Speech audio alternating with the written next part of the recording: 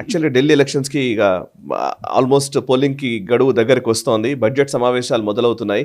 ఈ సందర్భంలో కేజ్రీవాల్ యమునా నదికి సంబంధించి చేసిన వ్యాఖ్యలు ఇప్పుడు దుమారం రేపుతున్నాయి. యమునా నదిని పూర్తిగా హర్యానా ప్రభుత్వము కలుషితాలు వాటన్నింటినీ కూడా కాలుష్యం కారకంగా మారుతోంది. సో ఇండస్ట్రియల్ కాలుష్యాన్ని అంతా కూడా యమునాలో కలిపి ఒక పాయిజన్ని కలిపి వీళ్ళు బీజేపీ వాళ్ళు ఢిల్లీ ప్రజలను ఇబ్బంది పెట్టాలనుకుంటున్నారు. అందులో ఎవరైనా చనిపోతే కనుక అదో పెద్ద ఢిల్లీ ప్రభుత్వాన్ని బదనాం చేయాలని అనుకుంటున్నారు అని కొత్త థియరీని, ఒక కొత్త కథని ఆయన ప్రజల్లోకి తీసుకెళ్లే ప్రయత్నం చేస్తున్నారు. అఫ్కోర్స్ బీజేపీ వాళ్ళు చాలా గట్టిగా విమర్శిస్తున్నారు అనుకోండి, అది వేరే విషయం. బట్ నిజానికి యమునా నది కాలుష్య కాసారంగా మారుతున్నటువంటి సంఘటనలు జరుగుతున్నాయి. ఇప్పుడు మనం మొన్న మధ్యన ఇప్పుడు కుంభమేళా వచ్చినప్పుడు నిజానికి చాలామంది ట్రోల్ చేస్తూ ఉన్నారు. సో కుంభమేళా నీళ్ళని చూడండి ఒకసారి, ఇక్కడ ఉన్న పరిశుద్ధత వీటి గురించి చూడండి. యమునాలో అదే మొన్న మధ్య ఏదో పండగ జరిగినప్పుడు అక్కడ నదీ స్నానం చేయాలనుకుంటే ఛట్ పూజ అప్పుడు ఛట్ పూజ అప్పుడు చేయాలనుకుంటే విపరీతంగా నురగతోటి వచ్చిన సందర్భం. సో రెండింటినీ కంపేర్ చేస్తూ కూడా చాలా మంది సోషల్ మీడియాలో మాట్లాడుతున్న సందర్భం ఉంది. సో యమునా నది కాలుష్యంగా మారడానికి బీజేపీ ప్రభుత్వం కారణమా, లేకపోతే కేజ్రీవాల్ విధానాలు కారణమా? కేజ్రీవాల్ 10 సంవత్సరాల నుంచి ఉన్నారు కదా సార్ గారు, అప్పుడు ఆయన గుర్తు రాలేదు, ఇప్పుడే గుర్తొచ్చింది ఎలక్షన్ ముందు. ప్రాబ్లం ఎక్కడ వచ్చిందంటే కేజ్రీవాల్కి ఇష్యూస్ అయిపోయినాయి. ఇప్పుడు అంటే ఏం ఇష్యూస్ లేవు. ముందు నేను బస్సు ఫ్రీ ఇస్తున్నాను, మొత్తం ఇంటర్నేషనల్ లెవెల్లో స్కూల్స్ కట్టాను, అందరూ ప్రైవేట్ స్కూల్ నుంచి పిల్లలు తీసి మా స్కూల్లో వేస్తున్నారు, గవర్నమెంట్ స్కూల్ అని చెప్పారు. అదంతా అబద్ధం అని తెలిసిపోయింది. మళ్ళీ మహిళలకు డబ్బులు ఇస్తా అన్నారు, అది పంజాబ్లో కూడా చెప్పారు కదా ఇవ్వలేదంటే మళ్ళీ అది పక్కన పెట్టేశారు. ఈ కేసులో సాయి గారు ఇన్ఫ్యాక్ట్ నాకు తెలియదు యూట్యూబ్లో అది మీరు ఒక లింక్ వేయవచ్చాను, కానీ I think we can share that map. పేపర్లలో వచ్చిన ఒక మ్యాప్ ఉంది, వీ విల్ డెఫినెట్లీ షేర్. ఎందుకంటే మన ప్రేక్షకులు కూడా అర్థమైపోతుంది ఢిల్లీలో ఎక్కడి నుంచి యమునా ఎంటర్ అవుతుంది, ఢిల్లీలో హర్యానా వైపు నుంచి. ఇన్ఫ్యాక్ట్ 2 రాష్ట్రాల నుంచి వస్తుంది సాయి గారు, ఒకటి యూపీ నుంచి వస్తుంది, ఒకటి హర్యానా నుంచి కూడా నీళ్ళు వస్తుంది ఢిల్లీకి. Okay. So Yamuna entry point ఢిల్లీకి వస్తున్నది పల్లా అని చెప్పి ఒక ప్లేస్ ఉంటుంది సాయి గారు. అక్కడ ఎంట్రీ అవుతున్నప్పుడు బిఓడి అంటే డిజాల్వ్ మ్యాటర్ ఉంటుంది. అది ఎంత 2 mg అంతే పర్ లీటర్. అమోనియా ఏమో 5.5. ఈ అమోనియా అనేది కొన్ని సర్కమ్స్టాన్సెస్లో, కొన్ని వెదర్ కండిషన్స్లో అమోనియా లెవెల్ మారుతూనే ఉంటుంది. మన దగ్గర కూడా అంతే. కానీ మన దగ్గర ఎట్లా అంటే నాగార్జున సాగర్ చుట్టుపక్కన హ్యూమన్ సెటిల్మెంట్స్ లేదు ఎక్కువ. ఓకే. ఢిల్లీ అట్లా కాదు, హర్యానా అట్లా కాదు. దాని పక్కన హ్యూమన్ సెటిల్మెంట్స్ ఏమవుతుంది, డ్రైనేజ్ తీసుకొని డైలీ దాంట్లో పడేస్తారు. ఇండస్ట్రియల్ యూనిట్స్ కూడా చేస్తున్నారు. చాలా మటుకు ఇప్పుడు స్ట్రిక్ట్ అయిపోయారు, పొల్యూషన్ కంట్రోల్ బోర్డు వాళ్ళు వీళ్ళు వచ్చేంత. కానీ ఇప్పుడు కూడా హర్యానా నుంచి నీళ్లు ఢిల్లీకి ఎంటర్ అవుతున్నప్పుడు పలా పాయింట్లో 2 mg per litre dissolve matter, ఇది అమోనియా ఏమో 5.5 mg పర్ లీటర్. ఇది మ్యాటర్. కానీ అక్కడి నుంచి వజీరాబాద్ నెక్స్ట్ పాయింట్కి వచ్చేటప్పుడు with in Delhi again Kejriwal గారు ఢిల్లీలో మాట్లాడుతున్నారు, వేర్ కేజ్రీవాల్ హెస్ కంట్రోల్. అక్కడ వాళ్ళ కంట్రోల్లో ఉంటుంది కదా, ఒకసారి హర్యానా నుంచి ఢిల్లీకి వచ్చిన వాళ్ళ కంట్రోల్ ఉంటుంది. వజీరాబాద్కి రాగానే ఇది 7 అవుతుంది సాయి గారు, ఏది డిజాల్వ్ మ్యాటర్. దాని తర్వాత ఐఎస్బిటి బ్రిడ్జ్కి వచ్చినప్పుడు 47, ఐటీఓ బ్రిడ్జ్కి వచ్చినప్పుడు 30. ఢిల్లీ జాగ్రఫీ తెలిసిన వాళ్ళు తెలిసిపోతే ఈ మ్యాప్ కూడా మనం ఇది షేర్ చేయబోతున్నాం దానికనమాట. లాస్ట్లో ఓక్లా బ్యారేజ్కి వచ్చినప్పుడు 44. దాని తర్వాత ఎగ్జిట్ పాయింట్ ఏది అగ్జర్పూర్ వచ్చినప్పుడు 85 mg per litre is the BOD. అప్పుడు దాని తర్వాత నెక్స్ట్ స్టేట్ ఎక్కడ సాయి గారు వెళ్తుంది, ఉత్తరప్రదేశ్ కదా. వాళ్ళే కదా కంప్లైంట్ చేయాల్సింది, ఇటు చూడండి ఏం చేస్తున్నాడు, ఇట్లాంటి పని చేస్తున్నాడు, మొత్తం మాకు పొల్యూషన్ నీళ్ళు మాగదారు పంపిస్తున్నాడు అని చెప్పి వాళ్ళు కంప్లైంట్ చేయట్లేదు. వాళ్ళు దాన్ని ట్రీట్ చేసి వాళ్ళు వాడుకుంటున్నారు. సువేజ్ ట్రీట్మెంట్ ప్లాన్ కానీ మిగతా ట్రీట్మెంట్ ప్లాన్స్ పెట్టుకొని. ఈ కేజ్రీవాల్ది అబద్ధం చెప్పడం ఎవరైనా ఆలోచించు సాయి గారు.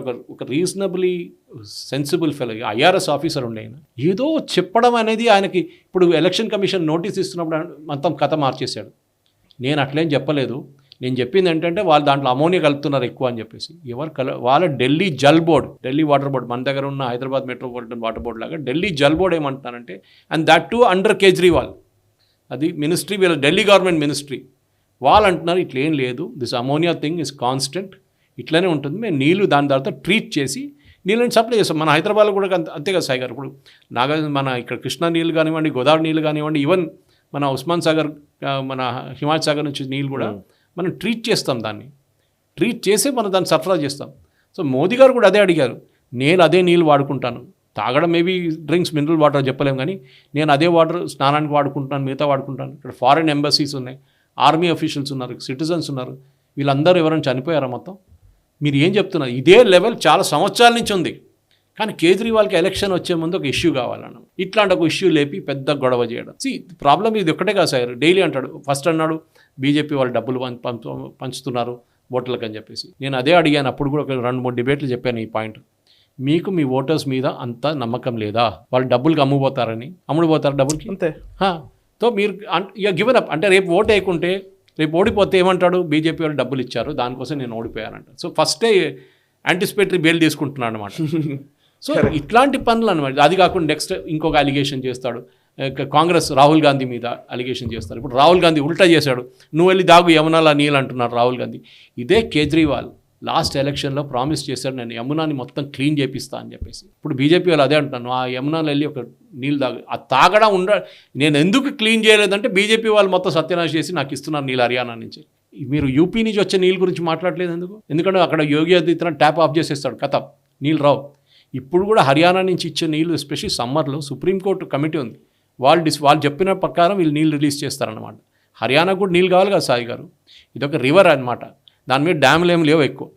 సో మీరు ఇక్కడ ఆపలేరు నీళ్ళని, యమునాని. మీరు చూస్తుంటారు ఢిల్లీలో యమునా ఇస్ ప్రతి హ్యూజ్ అనమాట, దట్ వే మన గోదావరి లాగా. దాని మీద డ్యామ్ ఎక్కువ కట్టలేము, కానీ అక్కడక్కడ చెక్ డ్యామ్స్ ఉంటుంది, అక్కడక్కడ బ్యారేజెస్ ఉంటుంది, నీళ్ళు ఆపుకుంటారు వాళ్ళు. కానీ ఈ కేజ్రీవాల్ ఇట్లా చేసే అలిగేషన్స్ సాయి గారు, చిన్న పిల్లలు స్కూల్లో కొట్లాడతారు చూడండి, వెళ్ళి మమ్మీ దగ్గర మమ్మీ వాడు నన్ను కొట్టాడు, మమ్మీ వీడు నన్ను కొట్టాడు అని చెప్పి, ఇది అదే కేసు సాయి గారు.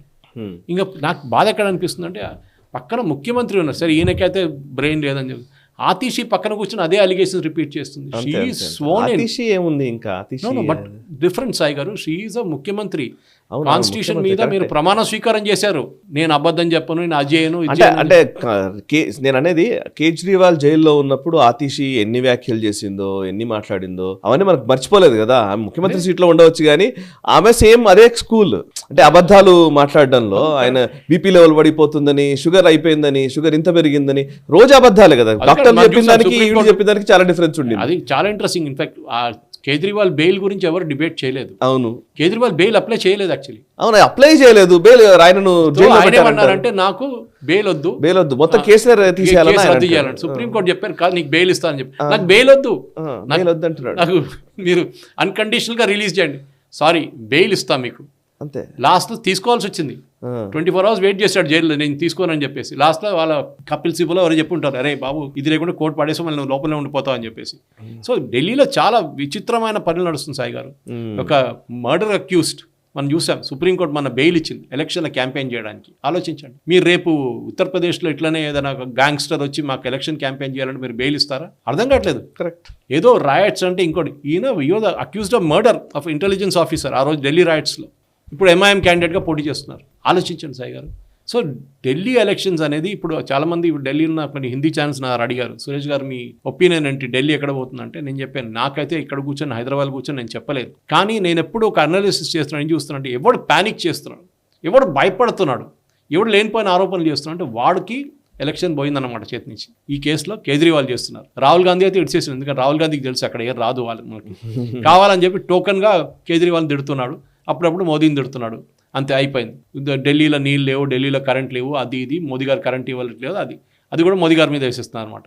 అదాని సార్ ఇప్పుడు ఇంకొక పాయింట్ ఉంది. ఇప్పుడు మీరు గెలుపోవటంల గురించి కూడా చర్చ వచ్చింది కాబట్టి, ఇప్పుడు ఈ ట్రయాంగులర్ ఫైట్ గా కనబడుతోందా ఇది, బీజేపీ వర్సెస్ కేజ్రీవాల్ లేదా ఆమ్ ఆద్మీ పార్టీ అన్నట్టుగా ఉన్నది. ఇప్పుడు కాంగ్రెస్ కూడా చాలా సీరియస్ గానే అలిగేషన్స్ చేస్తోంది. మొదటి నుంచి కూడా మనం డిస్కస్ చేస్తున్నాం, కాంగ్రెస్ కొంచెం కేజ్రీవాల్ పైన అటాక్ మోడ్ లోనే ఉంది అని. ఇప్పుడు రాహుల్ గాంధీ కూడా మాట్లాడుతున్నారు, చిన్న కారులో వచ్చిన వ్యక్తి ఇప్పుడు శీష్ మహల్లో ఉన్నాడు అని చెప్తున్నాడు. అండ్ అంతేకాదు ఈవెన్ కేజ్రీవాల్ కూడా అంతే స్థాయిలో కాంగ్రెస్ ని దూషించే ప్రయత్నం చేస్తున్నారు.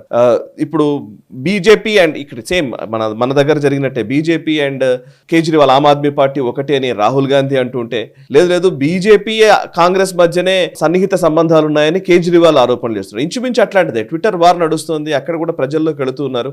సో ఇప్పుడు కాంగ్రెస్ ఫ్యాక్టర్ ఏంటి అసలు? కాంగ్రెస్ బేసిక్లీ వాళ్ళకి 6 నుంచి 8% ఓట్లు ఉన్నాయి సాయి గారు కాంగ్రెస్కి. సో ఆ 8%ని వాళ్ళు అట్లనే ఉంచుకుంటే ఆమ్ ఆద్మీ పార్టీకి ఒక 20 సీట్లు తగ్గుతుంది. ఎందుకంటే ఒక టైంలో షీలా దీక్షిత్ టైం నుంచి చూడండి, ముఖ్యమంత్రి వాళ్ళదే ఉండే ఎప్పుడు ఢిల్లీలో. ఆమ్ ఆద్మీ పార్టీ వచ్చేదాకా బీజేపీ ఒకసారి రూల్ చేస్తుంది అంతే. బీజేపీ ఎప్పుడు ఈవెన్ మదన్ లాల్ ఖురానా వీళ్ళందరూ ఉన్న టైంలో, డాక్టర్ హర్షవర్ధన్, బీజేపీకి ఎక్కువ పట్టలేకుండా అక్కడ. షీలా దీక్షిత్ 3 terms అనుకుంటా కన్సిక్యూటివ్ గా. సో అక్కడి నుంచి ఆ ఓట్ అంతా మొత్తం ఆమ్ ఆద్మీ పార్టీకి షిఫ్ట్ అయిపోయింది. అది షిఫ్ట్ ఎందుకు అయిందంటే, ఫస్ట్ కాంగ్రెస్ ఏమనుకుంటే మేమైట్లా గెలవట్లేదు ఈసారి, బీజేపీని గెలవనీయకుండా చాలా 2013లో ఆ చేసే స్ట్రాటజీ అనమాట. వీళ్ళు అలయన్స్గా పోటీ చేశారు కూడా. ఉమ్. సో డెఫినెట్గా ఇప్పుడు జరుగుతున్న ఎలక్షన్లో మనం చూస్తున్నాం ఈ చిన్న కార్ గురించి, శీష్ మహల్ గురించి రాహుల్ గాంధీ అంటున్నాడు. ఇన్ని రోజులు రాహుల్ గాంధీ ఎందుకు చెప్పట్లేదండి? ఇదే ఇండియా అలయన్స్లో ఉన్నారు కదా వీళ్ళందరూ కలిసి. లిక్కర్ స్కామ్ గురించి మాట్లాడుతున్నారు, మనీష్ సిసోడియా గురించి మాట్లాడుతున్నారు. సో దిస్ ఈజ్ ఆయన ఏమంటారు, బీజేపీ కాంగ్రెస్ అంటూ డీల్ ఉంది. కాంగ్రెస్ 8%, 6 నుంచి 8% ఉన్న ఓట్లు 13, 14 తీసుకెళ్తే బీజేపీ చాలా హ్యాపీగా ఉంటుంది. ఎందుకంటే వీళ్ళు ఇదే ఓట్ బ్యాంక్ కోసం కొట్లాడుతున్నారు. ఏది? ముస్లిం ఓట్ బ్యాంక్. ఆ ముస్లిం ఓట్ బ్యాంకు ఎవరు కావాలని చెప్పి వీళ్ళిద్దరు కాంపిటీషన్లో ఉన్నారు. అది గటగట 12%కి వెళ్తే కాంగ్రెస్ ఓట్ పర్సంటేజ్ బీజేపీకి ఎక్స్ట్రా 20 నుంచి 30 సీట్లు వస్తుంది. ఇప్పుడు 8 సీట్లు ఉన్నాయి వాళ్ళకి. సో చాలా టైట్ ఫైట్ నడుస్తుంది. కానీ ఇది లాస్ట్ మినిట్లో ఏం జరుగుతుంది అదే మనం చూస్తున్న ఆరోపణ మీద ఆరోపణ చేస్తున్నాం. సో ఇది చెప్తారు, రాహుల్ గాంధీ చెప్పారంట, కేజ్రీవాల్ గుర్తుందా మీకు, ఎలక్ట్రిసిటీ పోల్ మీద ఎక్కుతుండే డిస్కనెక్ట్ చేయడానికి, నేను డిఫరెంట్ పాలిటిక్స్ అని చెప్పి అన్నాదారి నేను ఒక స్టేట్మెంట్ ఇష్యూ చేశారు, ఈయన పక్క నంబర్ 1 దొంగ అని చెప్పారు కేజ్రీవాల్ గురించి. సో కేజ్రీవాల్ ఇమేజ్ ఎక్కడ దెబ్బతిన్నా అంటే సాయి గారు, ఆయన పిల్లల మీద ఒట్టు చేసి చెప్పారు. గుర్తుందా మీకు?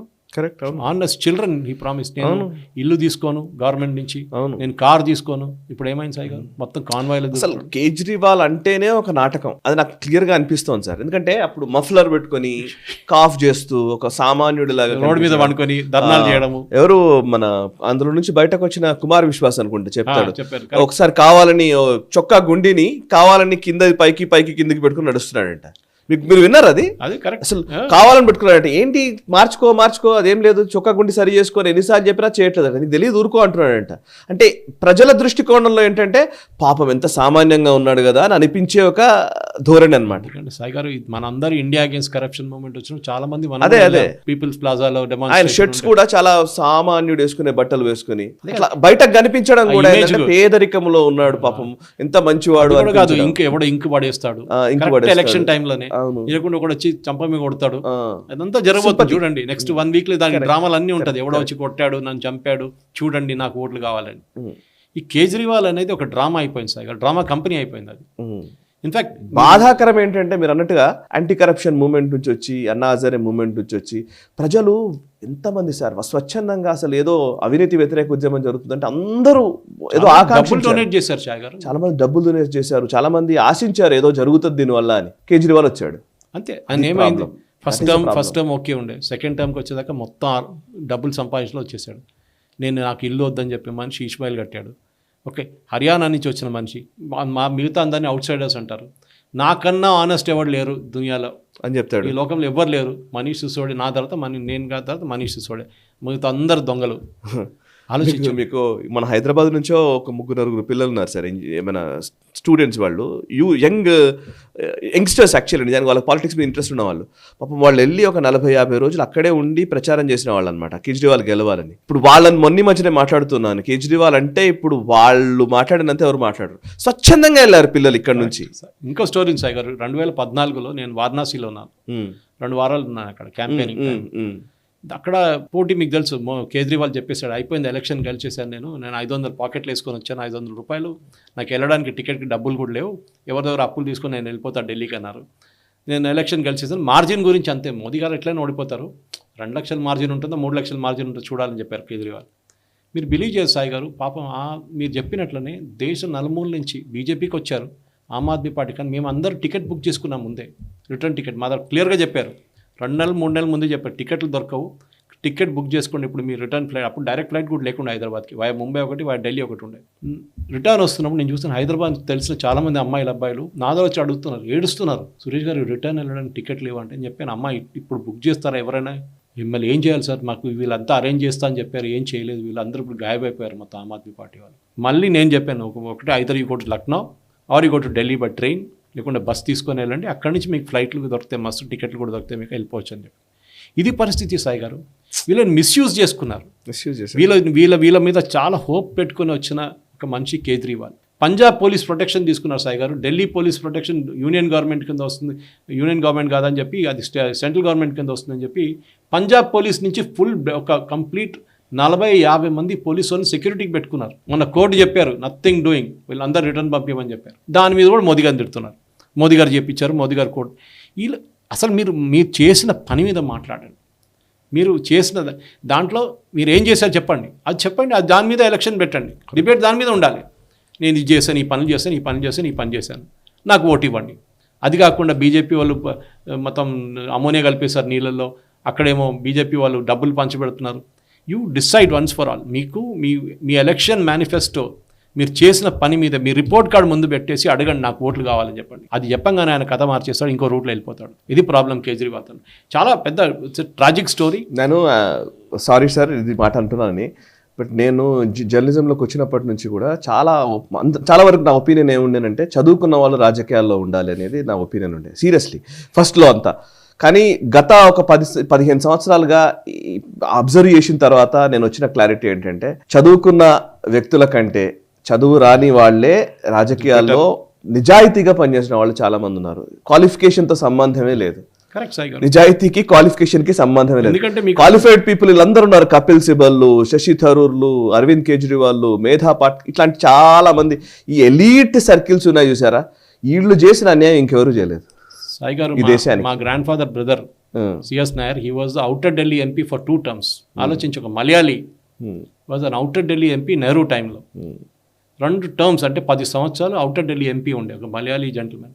ఆయన 10 పైసలు సంపాదించలేదు సాయి గారు. లాస్ట్ చనిపోవడం టైంలో కూడా క్రిటికల్ స్టేట్లో ఉన్నప్పుడు హాస్పిటల్కి తీసుకెళ్ళింది రాజీవ్ గాంధీ, కాంప్లిమెంట్ ఇవ్వాలి, తీసుకెళ్ళి దీన్ దయాళ్ ఉపాధ్యాయ హాస్పిటల్కి తీసుకెళ్లారు. ఆయన అక్కడ చనిపోయారు. ఆయన డబ్బులు అల్మారు కూడా ఎత్తుకెళ్ళిపోయారు ఇంటి నుంచి మనుషులు లాస్ట్లో. ఆలోచించండి, ఆ క్వాలిటీ నుంచి అక్కడి నుంచి మనం ఎక్కడి దాకా వచ్చాం సాయి గారు. ఇప్పుడు ఏంటంటే నాకు ఎన్ని కోట్లు సంపాదించాను ఎవడన్నా నీట్గా చెప్తే నాకు ఏ అభ్యంతరం లేదు సాయి గారు. ఒకడొచ్చి క్లీన్గా చెప్తాడు, నేను సంపాదిస్తాను, నీకేం పోయిందంటే ఓకే. ఇది అది కాదు కదా. నేను నిజాయితీ, నేను సత్య హరిశ్చంద్రుడు, నేనే అందరికన్నా హానెస్ట్, నా దగ్గర 10 పైసలు లేవని చెప్పి మళ్ళీ కోట్లు సంపాదించారు. లిక్కర్ స్కామ్ సిఏజీ రిపోర్ట్ వచ్చింది సాయి గారు మొన్న. సిఏజీ రిపోర్ట్ డిబేట్ ఎందుకు చేయలేదు సాయి గారు అసెంబ్లీలో? లేదు అసలు. కరెక్ట్. 3 నెలలు దాన్ని దాచిపెట్టారు. ఎందుకంటే దాంట్లో ఈ మొత్తం లిక్కర్ స్కామ్ కాదు, మిగతా అన్ని దాంట్లో బయటకు వచ్చింది. ఆ సిఏజీ రిపోర్ట్లను పట్టుకుని అధికారంలోకి వచ్చాడు ఈయన. అదే కదా కేజ్రీవాల్. సేమ్ సిఏజీ రిపోర్ట్లు, షీలా దీక్షిత్ టైంలో అవన్నీ తీసుకొచ్చాయి కదా. అదే. So imagine this is the situation. ఈ కేజ్రీవాల్ది ఏమైపోయిందంటే ఒక డ్రామా అయిపోయింది, డ్రామా కంపెనీ అయిపోయింది. నా ఢిల్లీ ప్రజలనే నాకు చాలా బాధ అనిపిస్తుంది. ఎందుకంటే ఇట్లాంటి మనిషిని వీళ్ళు ఎట్లా ఓటేస్తున్నారు నాకే అర్థం కావట్లేదు. ఎందుకంటే 2 సార్లు ఓట్లేసి కల్పించారు, 3 సార్లు టెక్నికలీ స్పీకింగ్. కానీ ఇట్లాంటి కరప్ట్ మ్యాన్, ఇట్లాంటి మీరు ఈ ఫ్రీబీ కోసం 300 యూనిట్ ఎలక్ట్రిసిటీ కోసం, ఫ్రీ నీళ్ళ కోసం ఏదో బస్సులో రైడ్ ఇస్తున్నా అని చెప్పి మీరు ఓట్లేస్తే ఇట్లాంటి ముఖ్యమంత్రి మీకు దొరుకుతారు. ఇంకేం చేయలేము. అది ఇంగ్లీష్లో ఒక సేయింగ్ ఉంది, you get the government you deserve అని. అంతే సంగతి. ఈ వీడియో మీకు నచ్చినట్టయితే లైక్ చేయండి, 10 మందికి షేర్ చేయండి. అలాగే కామెంట్ల రూపంలో మీ అభిప్రాయాలను మాతో పంచుకోండి. Nationalist hub group of channels ను సబ్స్క్రైబ్ చేసుకుని తెలుగునాట జాతీయవాద జర్నలిజాన్ని ప్రోత్సహించండి. ఈ వీడియో కింద ఉన్న బెల్ ఐకాన్ పై క్లిక్ చేయడం మర్చిపోవద్దు.